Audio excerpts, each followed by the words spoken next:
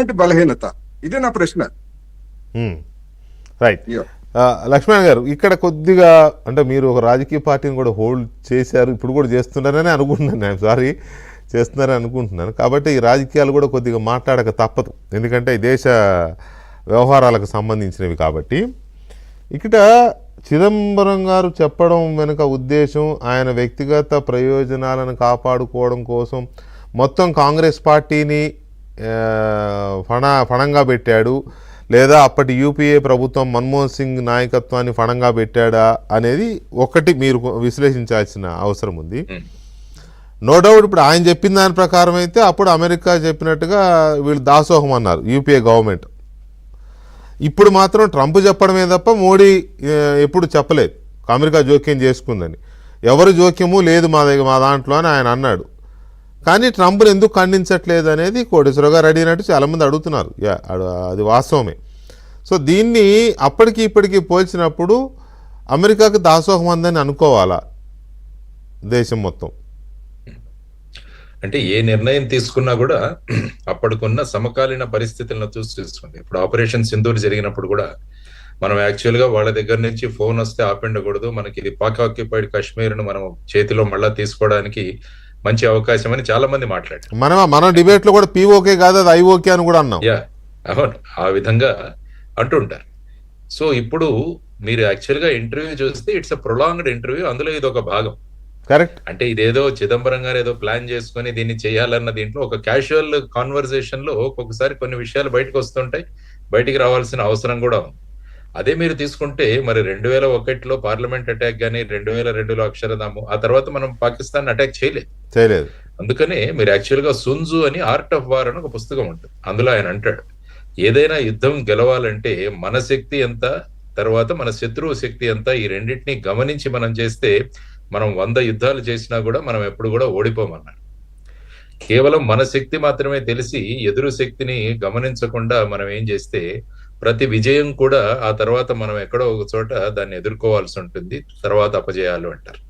So ఈ విధమైన పరిస్థితులలో ఎప్పుడు కూడా ప్రభుత్వాలు కానీ అప్పుడున్న పరిస్థితుల్లో తీసుకోవాల్సిన నిర్ణయాలంటే, ఫర్ ఎగ్జాంపుల్ బాంబే అటాక్ అయిన తర్వాత కేంద్ర మంత్రి శివరాజ్ పాటిల్ ఆయన్ని రాజీనామా చేయమన్నారు. ఎందుకంటే ఆయన ఉదయం అక్కడికి స్పాట్ కి వెళ్ళినప్పుడు, సాయంత్రం స్పాట్ కి వెళ్ళినప్పుడు ఒక 2 డ్రెస్సులు మార్చాడు అన్నది పెద్ద క్రిటిసిజం. అవును, పెద్ద కామెడీ అయిపోయింది అప్పుడు అది. ఆ తర్వాత మహారాష్ట్ర సీఎం గా ఉన్న విలాసరావు దేశ్ముఖ్ ఆయన ఒక ఫిలిం డైరెక్టర్ ని తీసుకుని వెళ్ళాడు తాజ్ కన్నది, దాంతో ఆయన రిజైన్ చేయాల్సి వచ్చింది. అవును. తర్వాత డిప్యూటీ సీఎం అప్పుడు ఉన్న ఆర్ఆర్ పాటిల్ గారు, వారిని కూడా రిజైన్. కాబట్టి ఇదేంటంటే ఫైనల్ గా 26/11 యొక్క ఫెయిల్యూర్ అన్నది పొలిటికల్ వాళ్ళని వాళ్ళ పదవుల నుంచి చెప్పి మేము ఒక యాక్షన్ తీసుకున్నామని చెప్పారు, కానీ ఎక్కడ ఇంటెలిజెన్స్ వాళ్ళ మీద కానీ ఎవరి మీద కూడా ఎటువంటి ఎఫెక్ట్ కూడా అవ్వలేదు.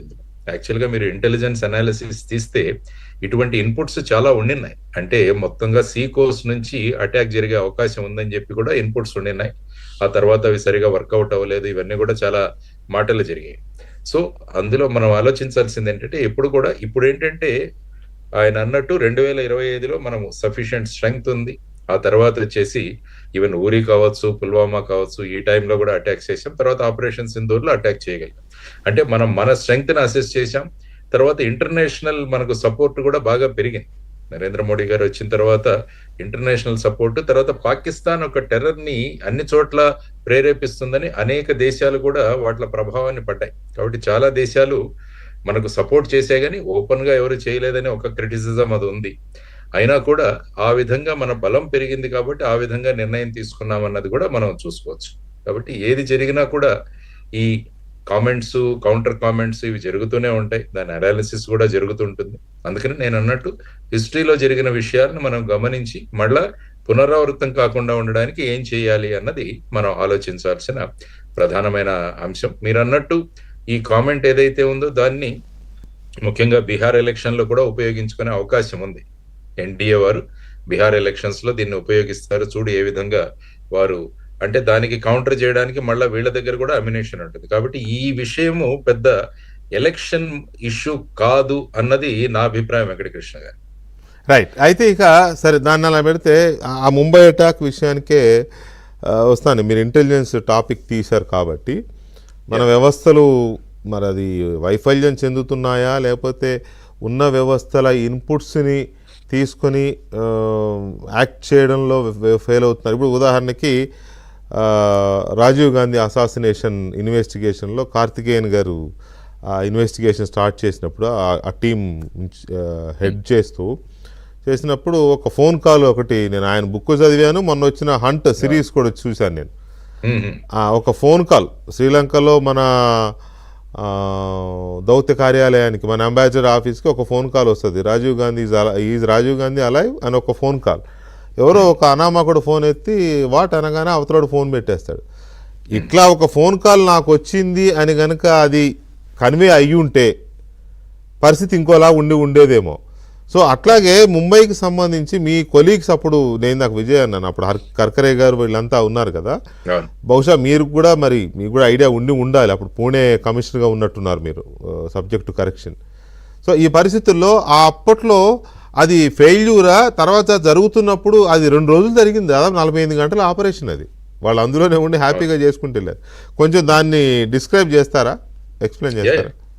డెఫినెట్ గా ఏంటంటే బాంబే మీద ఈ విధంగా సి నుంచి వచ్చి అటాక్ జరిగే అవకాశం ఉందని RNDW నుంచి కానీ మిగతా సోర్సెస్ నుంచి కానీ ఇన్ఫర్మేషన్ వచ్చిందని అయితే మటుకు ఖచ్చితంగా ఉంది. ఆ తర్వాత ఏంటంటే ఆ ఇన్ఫర్మేషన్ అంత వర్కౌట్ జరగలేదు అన్నది. తర్వాత ఏంటంటే ఇది కొన్ని సంవత్సరాలుగా రెక్కీ